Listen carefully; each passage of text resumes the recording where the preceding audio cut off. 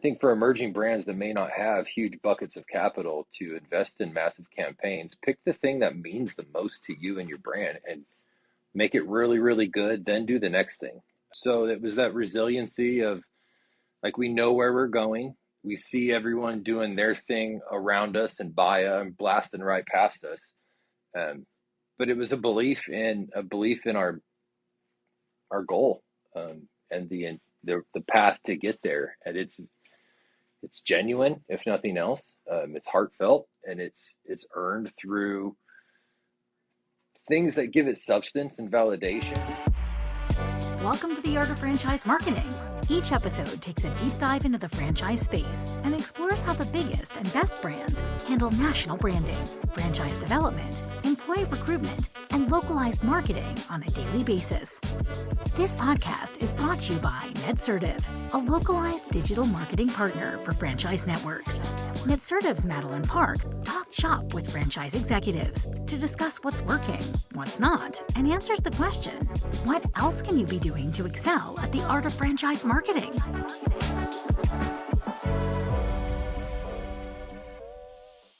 Hey everyone, welcome back to the Art of Franchise Marketing. This is the first one I'm recording of 2024. I know we've launched a few, but we've got a couple week run rate here. So this is the first official recording of 2024. We've got Chris from Bloomin Blinds. Chris, thanks for joining us. My pleasure. I get the benefits of edits. Yeah. So we were just talking offline about all things that are going to be very pertinent to, I think, a lot of people. So before we get started, Chris, why don't you tell us who you are, what you do with Bloomin, and how you got into franchising? Sure. So my route to franchising, I use the term serendipitous quite a bit. It seems the most applicable. Started my career in this industry in window coverings as a mom and pop shop. Mom's first employee when she got the business down in North Texas. She got sick and couldn't do it herself, and so asked if I would help. I was selling cars and bartending at the time, both dead-end jobs. Mom needed help, so it was an easy choice. So that was the inception of it. 9/11/2001 was the company brand name anniversary. Comptroller's office stamped the papers and was shortly evacuated after. So that became our anniversary as a company. From there, did full-time blind repair and installation, sales, brothers onboarded one after the other. Next couple years, in 2008, became a firefighter and paramedic. Did that for just over a dozen years or so until the franchising really took off as kind of a way to keep the family together, is break up and do the same thing in other cities or keep it together. And so we chose to, my brother Kelsey found this thing called franchising, where we could teach other people to do our job and they'll just mail us money. And that was the understanding of it at the time. And so off we went to franchising in 2017, quit the fire department, became full-time franchisor. And I think we matured into this space and really caught our feet 22, 23. So I don't think we burned anybody along our learning curve. They knew we had their back and we supported them well, didn't make any enemies along the way. But those that were patient with us to get here, I think are about to reap the benefits from a bit of maturity in the space. So that's how we got to franchising. How many locations do you guys have now? We're looking at 72 owners and I think 141 territories as of today's date. That's great. And previous to me hitting record was, you mentioned that being in the franchise community was very similar to how you felt your community at the being a firefighter and, that EMT. So kind of walk me through why you feel that way, because I think that was super powerful. And a lot of times people just say, oh, the franchise family, oh, we're so helpful. But I think the way you relate it is very heartfelt. So if you can kind of just reiterate Sure. what you said. Yeah, no, it's easy to say because it feels like I'm a passionate person and I can be taken lots of ways, but it's typically because I'm vested so deeply into something. The lifestyle and identity as a firefighter and many of those in public safety or service industry, defense or whatever it may be, where you're putting your butt on the line for something or someone. There's a responsibility to the overall craft of it, and the knowledge of what the greater mission is, and it's just to be of service. Whatever the customer needs, whatever the time of day, as a firefighter, you don't get to say I'm tired or I don't want to go. The bells go off and you go. That's the gig.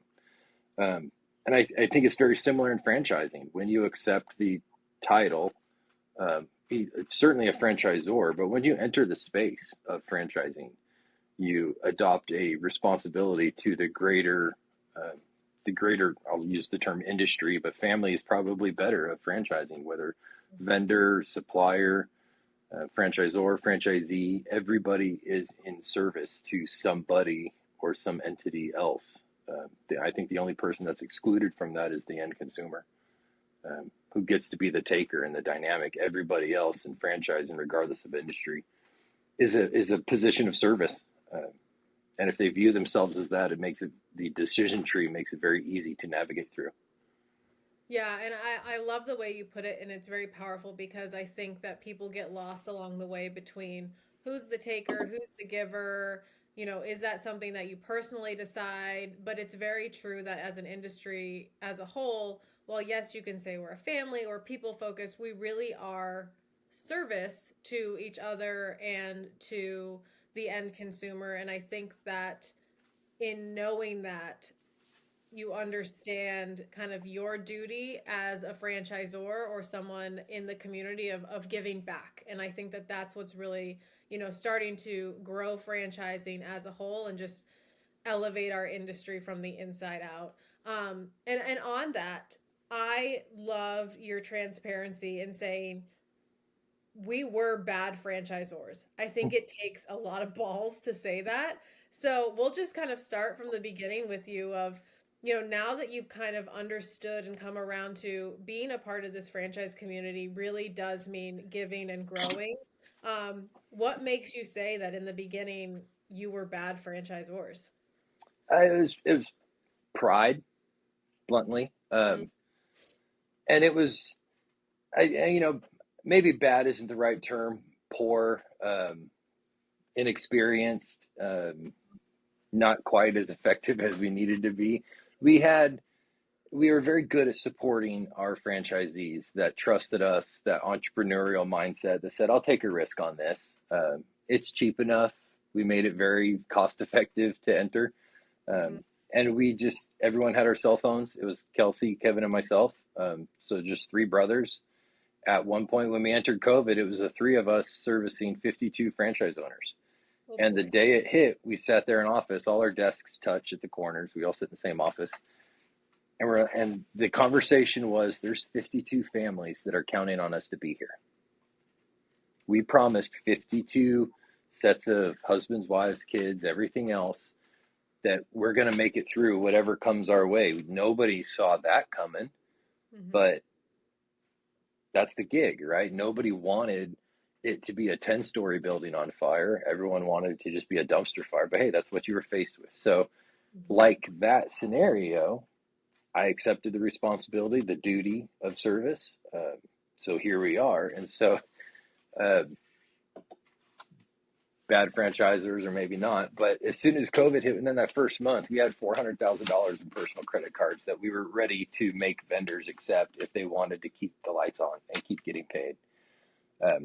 Thinking that we weren't going to get paid in the process. And if we had to ride the bankruptcy chain all the way down to say we gave it our absolute very best effort, there was a stack of credit cards that thick just waiting to get serviced and just get Mhm. filled and tossed to the next one to keep the lights on Mhm. behalf of those people that we promised to do that with. So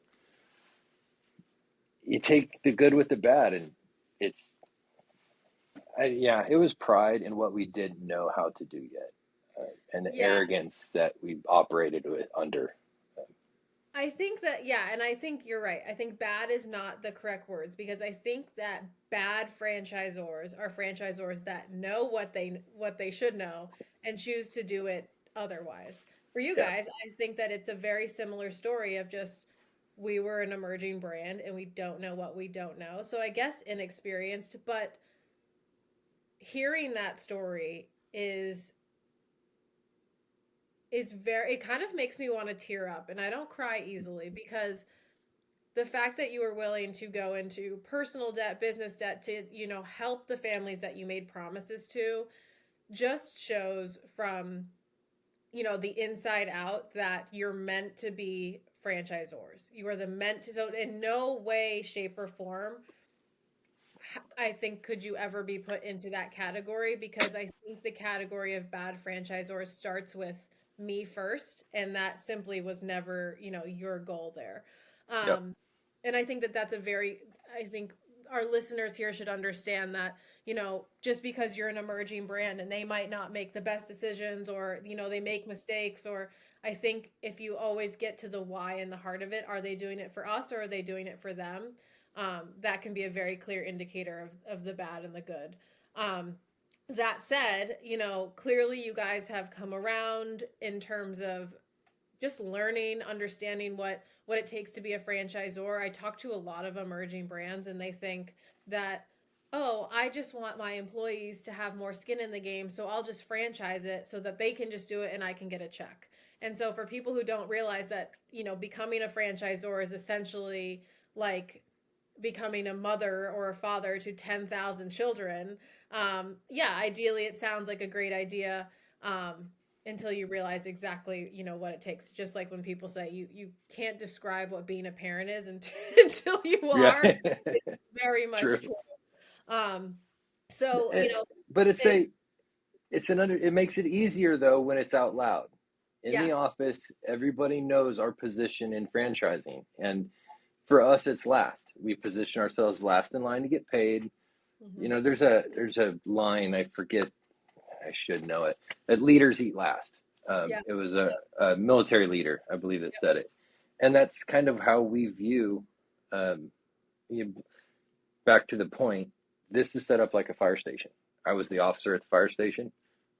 We sit around and have coffee in the morning and shoot the shit and kind of talk about the day and get it going. But that camaraderie and that brotherhood, that family feel, makes it easy to be last, because that parenting type posture of we're supporting everybody else in the system. Hmm. We're the hub of the wheel, right? We have to do our best. And that means we're last in line, but when it gets there, it's honest and clean, and there's no guilt on it. So And I think that that's such a good way to relay into franchise development too, because oftentimes people have a hard time saying no or figuring out who to bring in, or really not understanding the length of time a franchise, an FDD is. Like 10 years is a long friggin' time. That's more yeah, than most marriages make. And even though you can say it and say it and say it, a lot of people just think, yeah, it's 10 years, but they're not in the house with me. It's not really a marriage, but essentially, you know, it is, because franchising is going to put food on the table for your family. You're going to eat last. And is this someone that you want to feed first? And I think that yep. that is a great way to put it. You know, moving on a little bit because of, your infancy, and now you've kind of graduated to the teen years, I would say, or the, whatever, Tween. tween, yeah.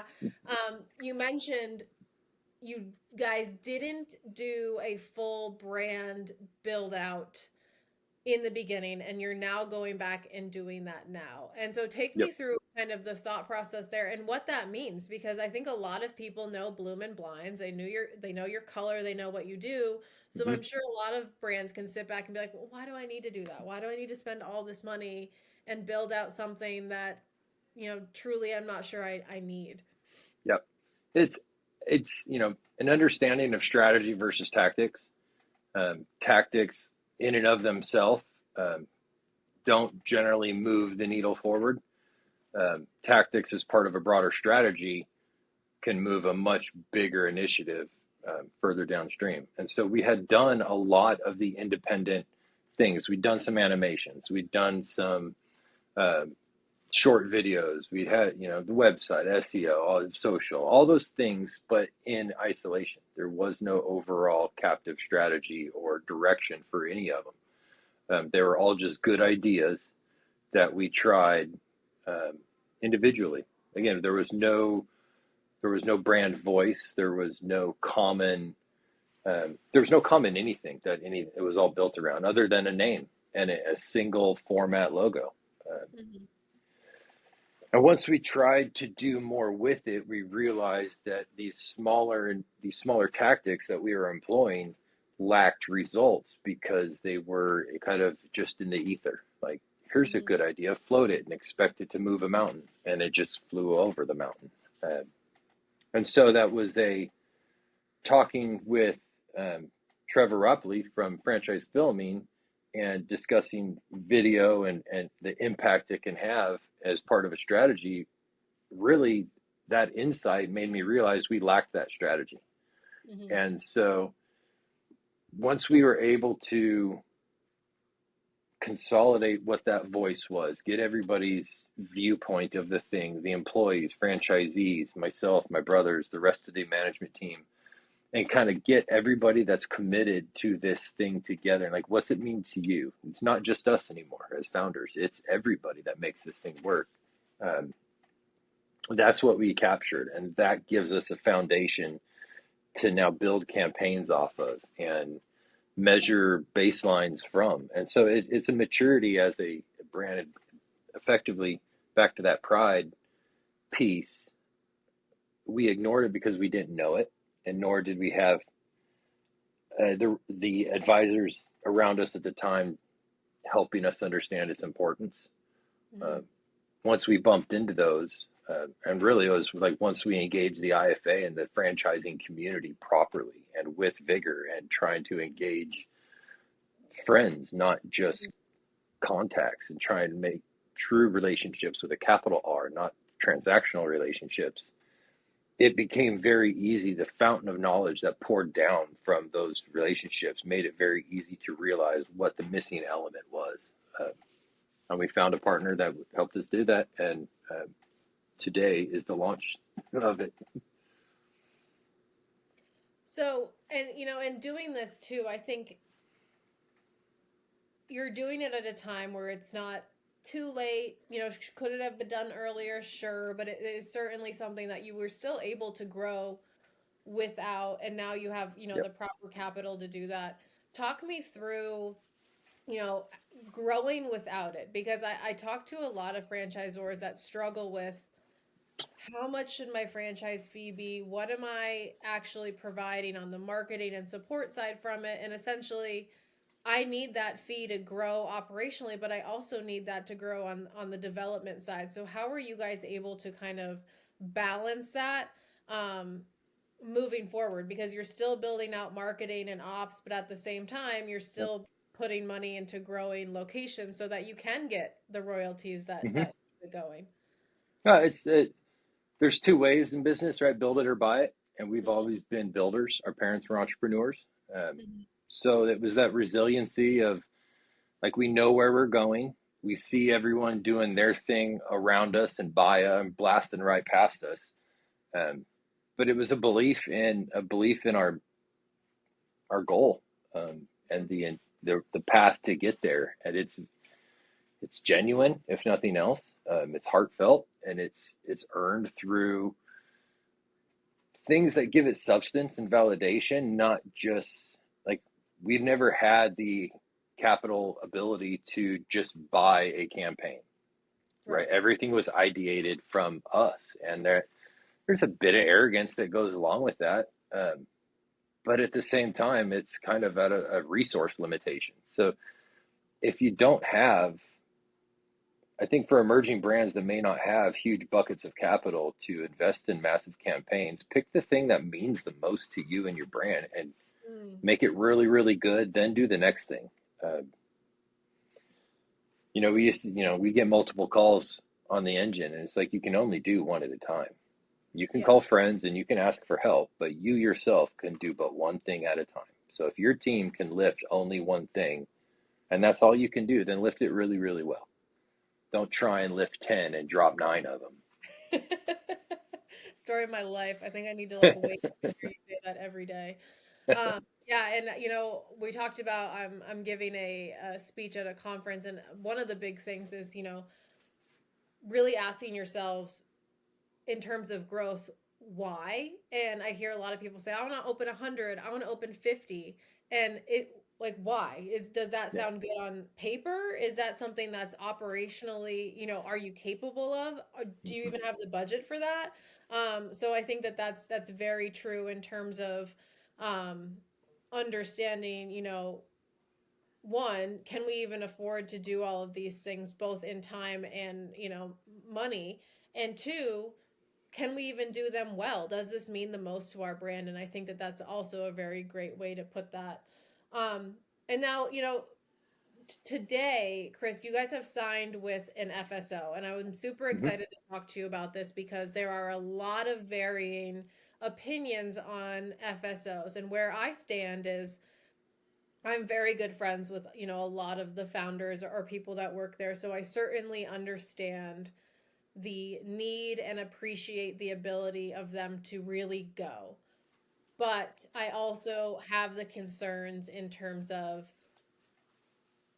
on the franchisor side, fees that are being paid out, and then the due diligence in terms of not having any sort of operational relationship after these people are signed. So you hear the great stories of we opened 200 territories for this brand and the brand's growing and doing great, and then we hear the ones that they sold a lot and none of them opened, and things of that nature. So walk me through your Mhm. decision to bring on an FSO. What has your experience been? And financially, how is that looking for you? Because if they're closing broker leads, you're paying the broker fee on top of their fee on top of a retainer. So how are you guys making that go?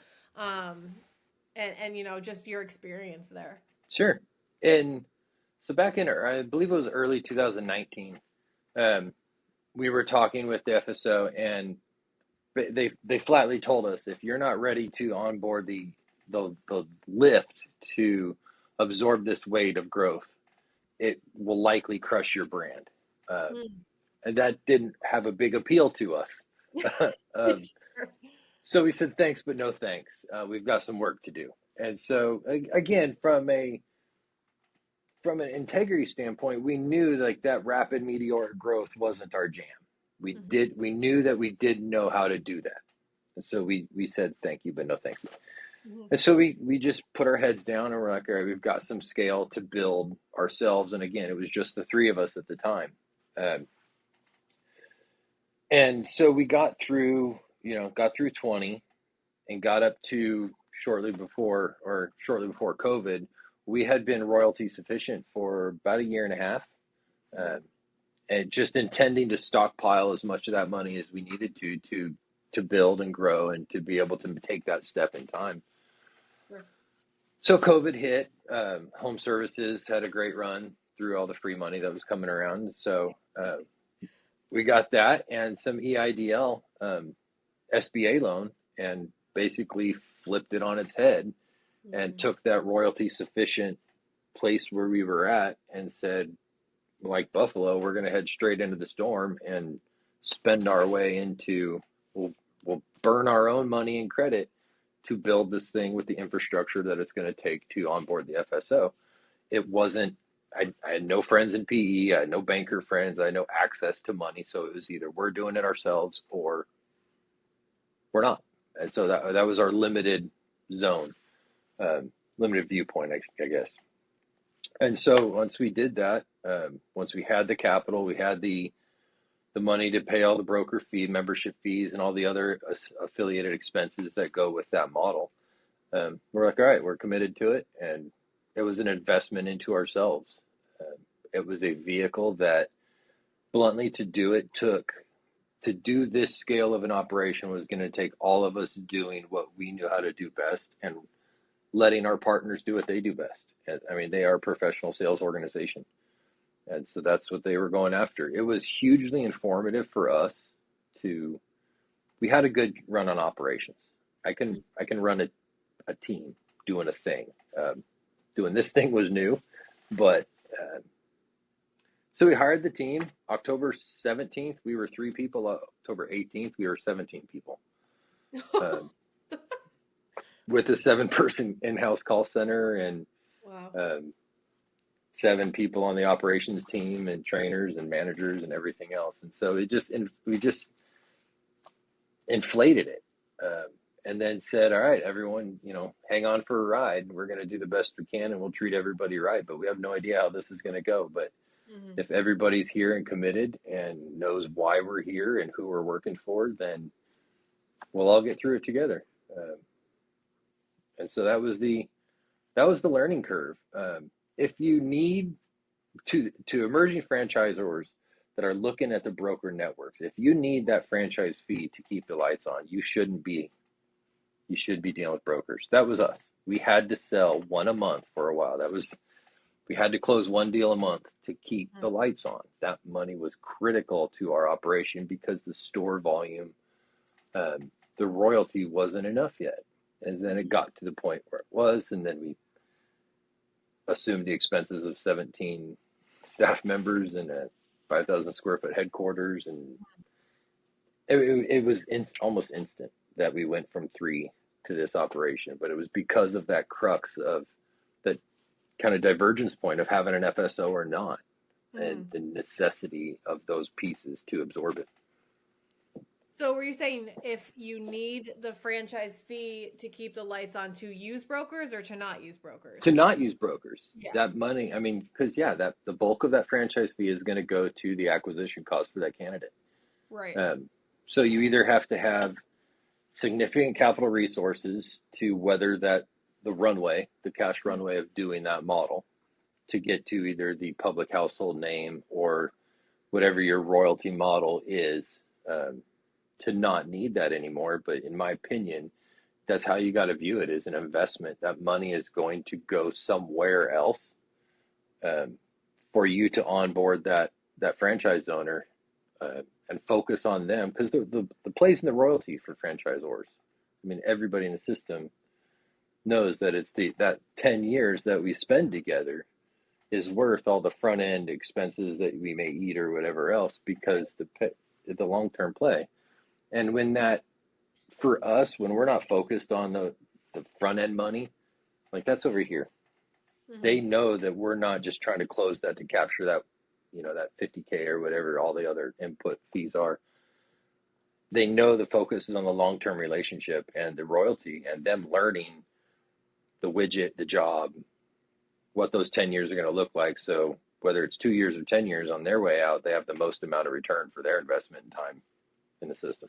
And I think some people are asking, okay, that's great, but how are you filling that pipeline and being able to close one a month? Because brokers are typically the fast track to do that. So were you guys just a lot of boots on the ground and investing a lot into your fran dev, or did you kind of have a sexy concept that people were running to? How were you able to, close essentially one a month to keep those lights on? Because I think a lot of emerging brands are going, holy shit, like that's my struggle. Neither of those pathways. It was one person, my brother, taking cold calls and form leads from Franchise Gator and BizBuy. So it was all portals. Wow. It was all mining leads. And it was just like his job every day. He showed up and sat in the same room with Kevin and I and took our shit as he's trying to cold call leads and be professional and try and convey a sense of, we're a sophisticated brand and we're like throwing spitballs at him across the desk. So, but no, it was years and years of Kelsey doing development, just mining portals, and Kevin doing technical product training, and me doing operations management and systems building for the franchise. Our individual personalities were placed perfectly for our skill sets. All very complementary. We've never lived apart or worked apart since we've graduated high school together. So, oh, that's awesome. Yeah, no, this is just a continuation. Yeah, and I appreciate that, because I think that there's a big stigma of, portals are just a lot of noise and I don't want to do, and like, yes, they are. There are going to be a significant amount of noise, but that doesn't mean that they never can close, and there's not people in there that are able to close. And it's a grind. And if you're not able to or willing to pay the FSO or the broker fee or spend $8,000 a month in Google PPC, then this is your option, and you gotta pound the phones and work for it. And I appreciate you giving us that insight, because I think that there's a lot of brands that either just don't want to or don't know that, like, you have to do it. There's no easy way to get people to, essentially give you over their life savings easily. And It's that's almost just, self-filtering. yeah, exactly. And that's just like the start and end of it all, for sure. And, I like that you are talking about working with your two other brothers, because so much of franchising is truly, family endeavors. And I mean family by blood. My husband and I own franchises. He's all operations and I am all marketing, and we do not cross over one way or the other. It is literally, if we cross over, it is literally World War III in our kitchen, like even to the kids being like, we're just gonna go in the basement while we're talking about work, because this is not working Yeah. well. So, talk to me about that and how you coach on that for your franchisees, because, I assume a lot of these are, family endeavors, husband and wife, Yep. potentially, kids taking over one day. What is your, I guess, your ideal situation for how you're coaching on best ways to run a business with family or with people that you're very close with, because a lot of these home services are as such. Yeah. Man, that's such a personal thing for each family dynamic. Yeah. I'll tell you mine. Um, and I guess that's probably the answer to your question is how I coach is I just share my story and Mhm. it's worked for me. I believe in it. So if someone else wants to copy it, then so be it. But I think it's presumptuous for me to tell them how to run their family. But I think it's a level of commitment, right? So if you call somebody family, if you use that word on somebody, it doesn't have to be blood, and it doesn't have to mean that you're gonna, you know, fire burning house type sacrificial thing. But I think it's the way you treat people, and it's the way that you daily conduct yourself that impacts others, especially those that wear the moniker of family member, right? Whether it's at any level, if you call them family, you're committed to them. And for like our national convention is called Family Reunion. It's not a national convention. It's FR24, Family Reunion 2024. And that we use it in here and people ask, what's that really mean? And it means I'll answer the phone at 8:07 this morning when a franchisee's got a question on a job he's going to at 10 o'clock. It means when a team member's out on a Saturday and they don't like where they're at and they need a ride home, they can call me at 10 o'clock and know that the commitment you do. Like my ringer doesn't go off for these people that I call family. And so if you say that, and if you want to have an integrity filled life, you have to do it. Like, especially if you say it out loud, because now everyone's watching. Um, I've kind of given everybody the expectation to hold me to. If I call you family, then you can expect that. And if there's like, it doesn't need further clarification because hopefully my actions and the way I do my life let people know that the family people, and for me, it's pretty binary, right? I'm one or the other. You're either in my family or you're not. And it's kind of a castle wall scenario. Like those that are in it get all the protections of the really tall walls, and those that aren't just aren't in it yet. Um, Yep. so, but that's it. Like you can't undo that. Like once yeah, and we all know you can, and life happens, and evolution, and life's diverge and things like that. But in the moment that you're there and you're saying you have extended family around, like you've put a flag in the ground that says I'm committed to these people on another level beyond acquaintance, beyond just simple friendship. Um, Yeah. it's selfless, right? It's an offer of self. It's like franchising, right? Like it's so family. It's I promised. Like I promised. It's simple. Yeah. And I think that that's super, super powerful. And we're coming up on time, and a great way to end is at the end of the day, growth, no growth, just starting out, a million locations. If you are going to bring someone into your franchise, you are making a commitment to them to support them thick and thin. You know, obviously business and life are going to happen, but at the end of the day, you're doing business with people, not logos, and you have to remember that. And, you know, I look forward, Chris, to watching you guys grow, to seeing your brand be built out. You're certainly considered in my franchise family. You know, you say the word and I'm there, and I'm looking forward to seeing you in a couple days. So, Chris, thanks so much for joining us. And if you guys want to connect with him or check out Bloomin Blinds, LinkedIn, bloominblinds.com. Yeah, home services forever, baby. Thanks again. Thanks, Madeleine. Thanks for listening to The Art of Franchise Marketing. This show is brought to you by NetCertive. We help franchise brands and multi-location businesses run localized digital marketing at scale. To learn more, visit netcertive.com.